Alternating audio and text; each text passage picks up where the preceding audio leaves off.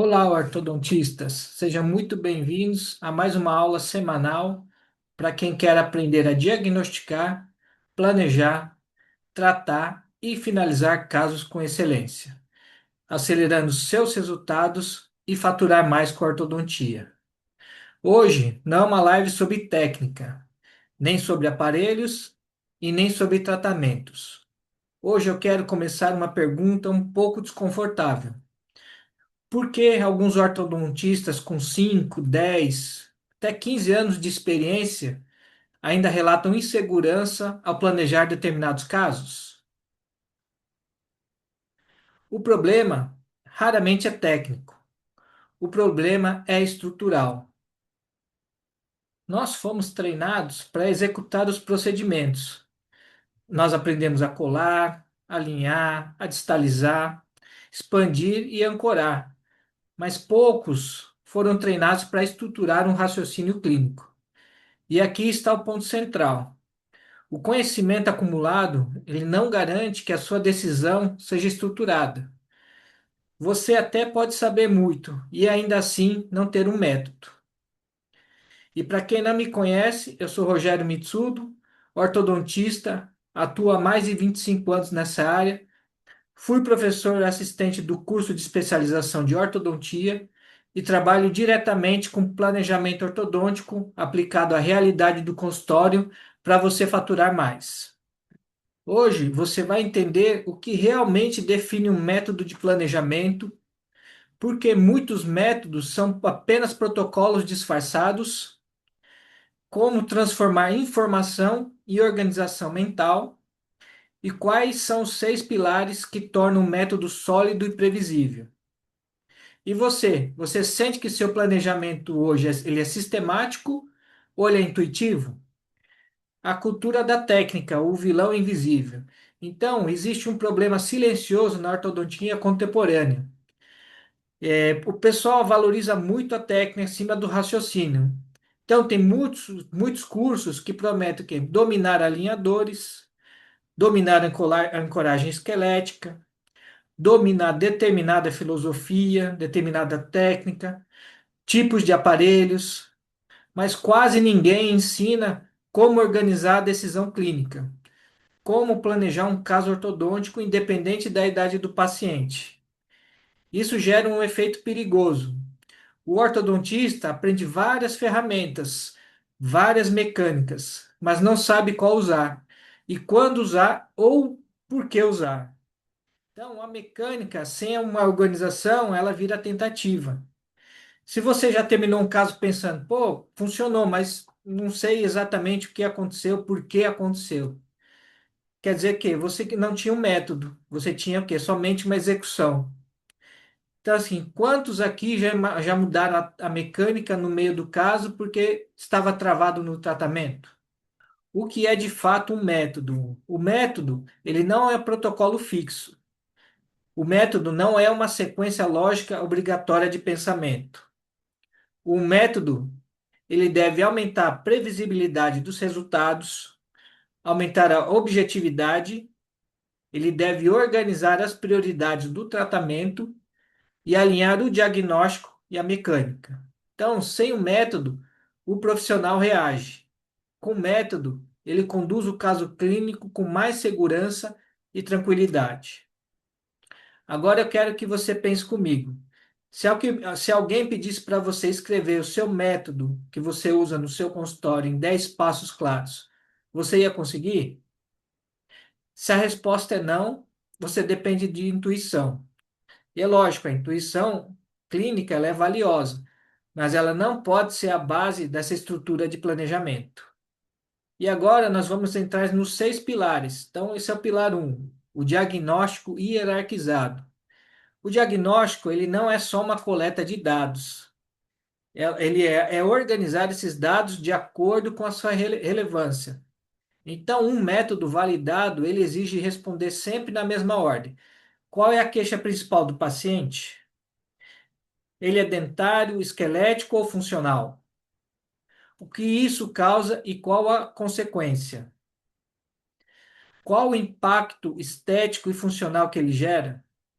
Então, sem uma ordem Sem uma organização desses dados, você não trata o caso de maneira adequada. E você tem que saber qual a melhor possibilidade de escolha de tratamento para o paciente, independente da técnica. Um exemplo, assim, imagine um paciente de classe 2, divisão 2, que é o que tem apinhamento anterior superior.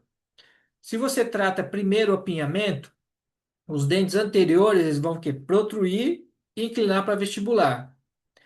E no caso, se for um caso de extração, você vai ter que retruir depois. Então, você vai fazer dois movimentos desnecessários. Vai demorar mais o tratamento e, além disso, você pode causar algum efeito colateral nas raízes dos dentes que estão sendo movimentados. Então, o problema mais visível nem sempre é o mais importante. Então, uma pergunta, um questionamento.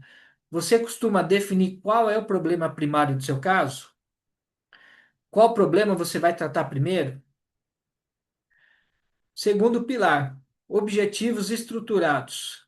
Então, os objetivos genéricos, eles produzem mecânicas inconsistentes.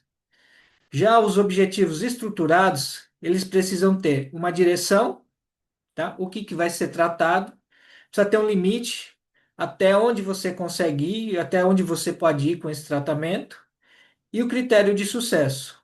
Então, um exemplo errado, assim, vamos imaginar, quero melhorar a oclusão.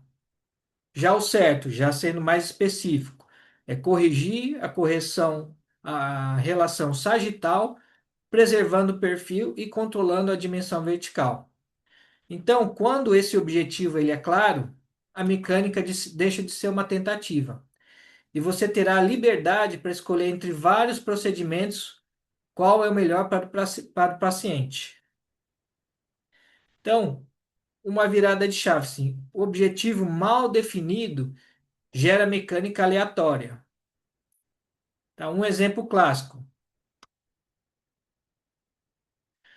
Um paciente de classe 1 com apinhamento anterior e inferior. Então, nesse caso, foi necessária a extração do primeiro premolar e a melhor forma de retrair o canino seria o quê? Com um semiarco de retração para movimentar somente o canino. Então, foi o que foi feito.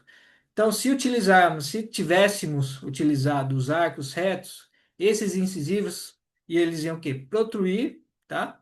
Iam mais para vestibular, e depois ia ter que retruir os incisivos. E nesse caso, podia até abrir o quê? Acontecer uma mordida aberta nesse local. Porém, foi feito o quê? Um semiarco de retração, só movimentando o canino direito, no caso, não causando nenhum efeito deletério nos dentes adjacentes. O terceiro pilar, coerência biomecânica. Então, uma sequência obrigatória, que é o diagnóstico, você precisa fazer o diagnóstico, tem um objetivo, que é o planejamento, a mecânica, o que você vai fazer, e ter um efeito esperado de acordo com o tratamento que você fizer e o que você planejou. E saber controlar esses efeitos colaterais. Então, algumas perguntas que a gente faz. Essa mecânica, ela vai corrigir o que eu planejei? Então, isso é um questionamento bem importante. Quais efeitos colaterais podem acontecer? Eu estou preparado para controlá-los? Então, assim, grande parte dos insucessos clínicos vem de incoerência biomecânica, não de falha técnica. Então, você pode até saber aplicar as forças, mas você não tem uma clareza sobre o sistema de força que está sendo criado.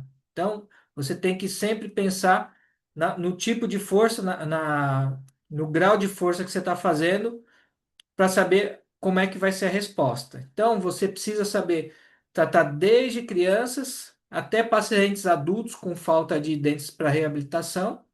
Por isso que nós temos que ter uma sequência de tratamento, um método no caso. Então, aqui eu vou falar dos pilares 4, 5 e 6. O quarto pilar é o pilar da antecipação estratégica. A ortodontia, ela é previsão. Então, um método maduro exige antecipar o quê? Perda de ancoragem, extrusão indesejada, alteração do perfil e algumas compensações. sempre levando em consideração a queixa principal do paciente.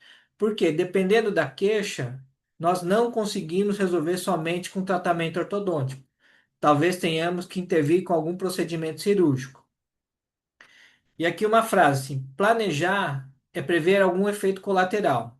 Então, se você não prevê o que pode acontecer de errado, você pode ser surpreendido. Então, imagine, quando você planeja, você escreve quais complicações são esperadas? Ou você só escreve a mecânica que você vai fazer? Então, isso é de se pensar. O quinto pilar, que é a simplicidade de reprodutibilidade. Então, o método bom, ele não é complexo, ele é claro. E se ele não pode ser ensinado, ele não pode ser analisado e depende de inspiração, ele não é um método.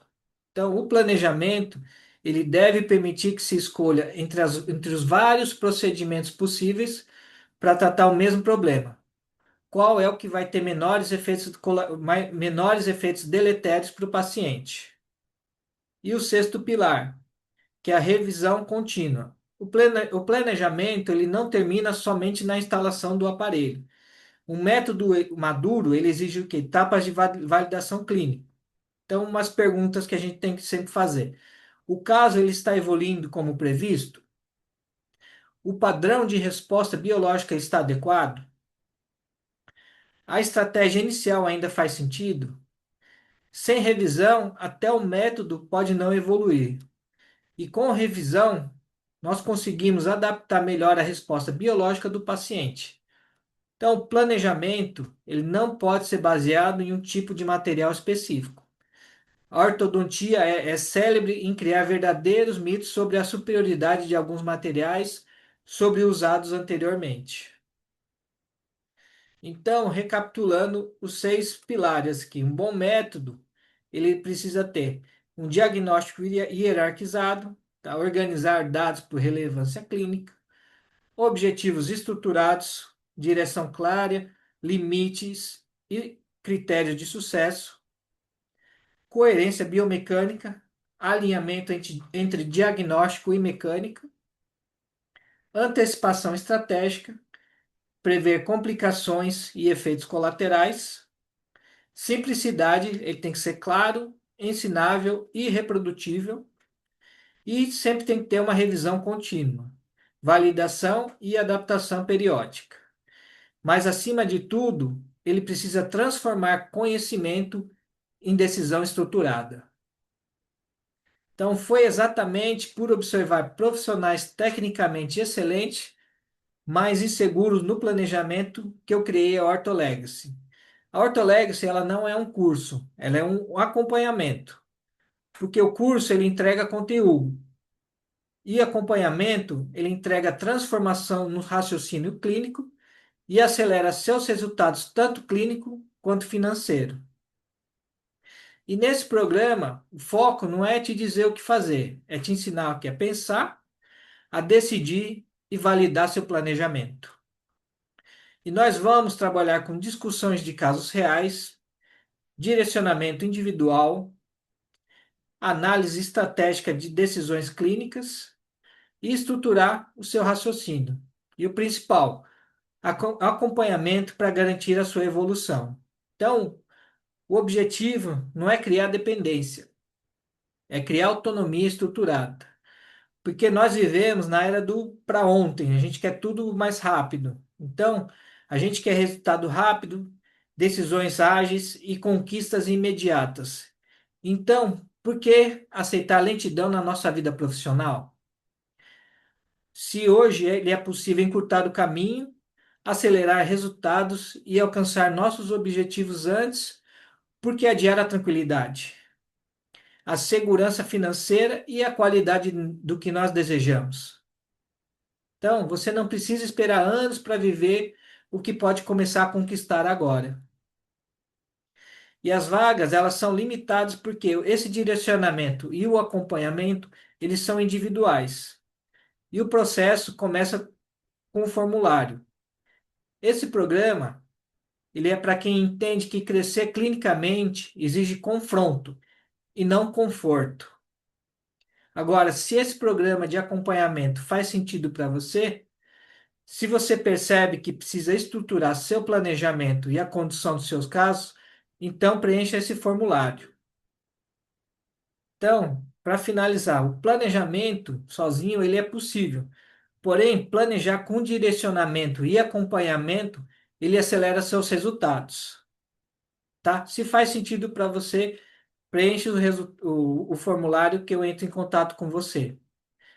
Obrigado por estar aqui e até a próxima.